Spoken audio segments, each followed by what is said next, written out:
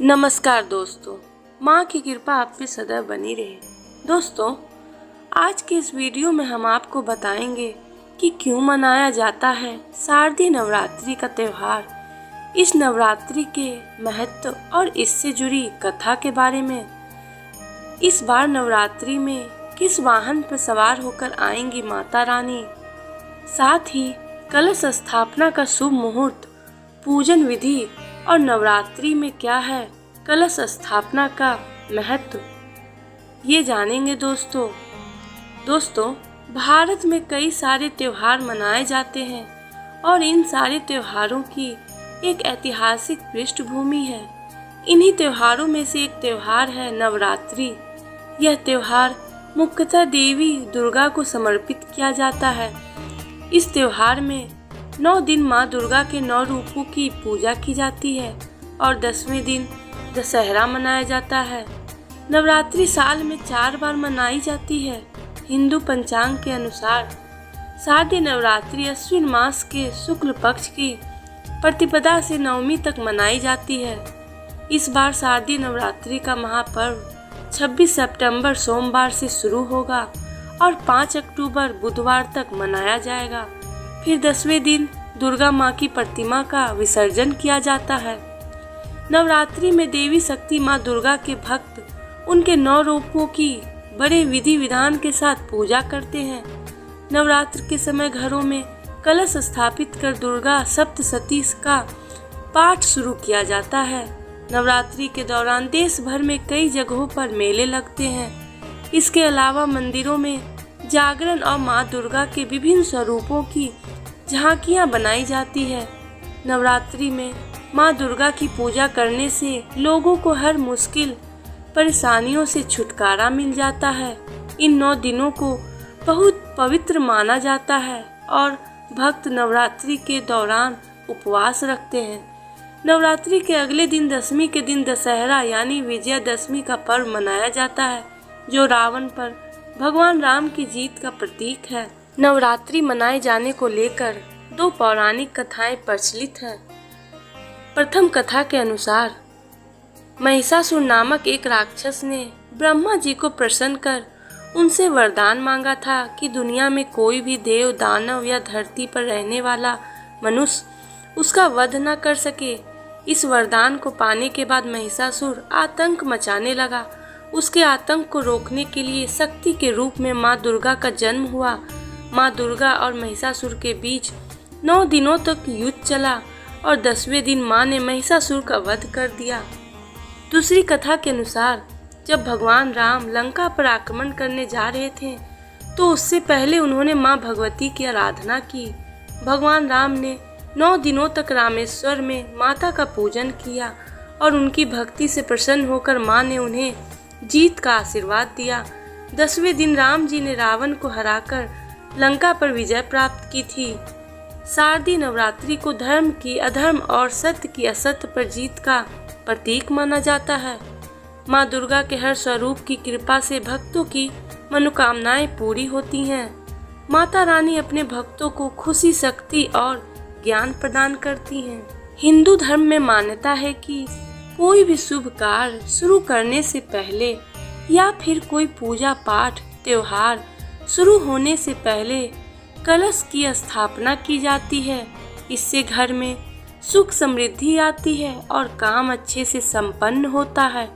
नवरात्रि में भी कलश स्थापना का एक खास महत्व है। कलश स्थापना के दिन से ही नवरात्रि की शुरुआत हो जाती है। मान्यता है कि कलश में सभी ग्रह, नक्षत्रों और तीर्थों का निवास होता है। इनके अलावा कलश में भगवान ब्रह्मा, विष्णु, शिव समेत सभी नदियों, धार्मिक स्थानों और 33 कोटि देवी देवता कलश में विराजते हैं। इसलिए इसकी स्थापना के बाद ही नवरात्रि के व्रत शुरू होते हैं। पितृपक्ष खत्म होते ही नवरात्रि शुरू हो रहे हैं। 26 सितंबर को नवरात्र के कलश की स्थापना की जाएगी। हिंदू धर्म में कोई भी धार्मिक अनुष्ठान और विशेष अवसरों पर कलश स्थापना को बहुत ही महत्वपूर्ण माना गया है। घर में प्रवेश करने से पहले भी कलश की स्थापना और पूजा होती है। नवरात्रि के पहले दिन यानी प्रतिपदा तिथि पर कलश स्थापना के साथ देवी का आवाहन करते हुए 9 दिनों की पूजा शुरू हो जाती है।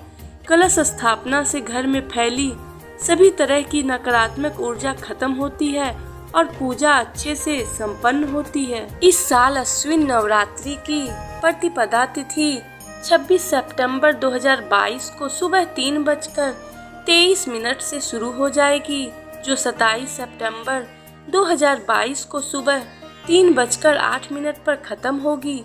ऐसे में इस शारदीय नवरात्रि पर माँ दुर्गा की कृपा पाने के लिए कलश स्थापना का शुभ मुहूर्त 26 सितंबर 2022 को सुबह 6:11 से लेकर 7:51 तक रहेगा। इसके अलावा इस दिन अभिजीत मुहूर्त में दोपहर 12:06 से 12:54 पर किया जा सकता है। नवरात्रि की प्रतिपदा तिथि को सर्वप्रथम ब्रह्म मुहूर्त में स्नान कर लें, उसके बाद मंदिर को साफ कर लें और भगवान गणेश का नाम लें। कलश स्थापना के लिए मिट्टी के पात्र में मिट्टी डालकर उसमें जौ के बीज बोएं। उसके बाद एक तांबे के कलश पर रोली से स्वास्तिक बनाएं। कलश के ऊपरी हिस्से में एक कलावा बांधें। कलश में पानी भरकर उसमें कुछ बूंदे गंगा जल की मिलाएं। उसके बाद श्रद्धा के अनुसार उसमें रुपये, दुर्वा, सुपारी और अक्षत डालें। कलश पर अशोक या आम के 5 पत्ते लगाएं। उसके बाद नारियल को लाल कपड़े से लपेटकर उसे मौली से बांध दें और कलश के ऊपर रख दें। अब कलश को मिट्टी के उस पात्र के ठीक बीचों बीच रख दें। कलश स्थापना के साथ ही नवरात्रि के 9 व्रतों को रखने का संकल्प लिया जाता है। कलश स्थापना के साथ ही माता के नाम की अखंड ज्योति भी जलाएं। माँ को अक्षत, सिंदूर और लाल पुष्प अर्पित करें। प्रसाद के रूप में फल और मिठाई चढ़ाएं। धूप और दीपक जलाकर दुर्गा चालीसा का पाठ करें और फिर माँ की आरती करें। बता दें कि इस वर्ष माँ दुर्गा एक विशेष वाहन पर सवार होकर अपने भक्तों के घर पधार रही हैं। वह वाहन है हाथी। यही कारण है कि इस वर्ष की नवरात्रि को बहुत ही शुभ माना जा रहा है। प्रत्येक वर्ष माता किसी न किसी वाहन पर सवार होकर पधारती हैं। इस वर्ष उन्होंने हाथी को चुना। इस बार माँ दुर्गा हाथी पर सवार होकर आ रही हैं। इसका अर्थ यह है कि इस बार वर्षा अधिक होगी, जिसके प्रभाव से चारों ओर हरियाली होगी। इससे फसलों पर भी अच्छा प्रभाव पड़ता है, जिससे देश में अन्न के भंडार भरेंगे, संपन्नता आएगी, धन और धान में वृद्धि होगी। यदि नवरात्रि सोमवार या रविवार से प्रारंभ हो तो माता हाथी पर विराजमान होकर आती हैं। यदि वह दिन शनिवार या मंगलवार हो तो माता की सवारी घोड़ा होता है और शुक्रवार या गुरुवार को नवरात्रि शुरू होती है तो माता रानी डोली में आती हैं। यदि बुधवार दिन हो तो माता का आगमन नौका में होता है।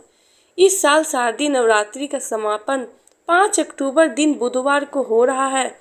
जिस प्रकार से दिन अनुसार माता के आगमन की सवारी तय है, ठीक वैसे ही दिन अनुसार विदाई की सवारी भी तय है। यदि माँ दुर्गा बुधवार या शुक्रवार को विदा होती हैं तो उनकी सवारी हाथी होती है। हाथी पर विदा होना शुभता का प्रतीक है। बता दें कि धार्मिक दृष्टिकोण से हाथी को बहुत ही शुभ माना जाता है। ऐसा इसलिए क्योंकि जब भी ऐसा होता है तो भक्तों के जीवन में सुख समृद्धि कई गुना बढ़ जाते हैं। इसके साथ ही हाथी को ज्ञान का प्रतीक भी माना जाता है, जिस वजह से भी इसे और भी शुभ माना जाता है। दोस्तों, अगर ये वीडियो आपको पसंद आया हो तो प्लीज़ लाइक और सब्सक्राइब करना नहीं भूलिएगा और कमेंट बॉक्स में जय माता दी लिखना नहीं भूलिएगा।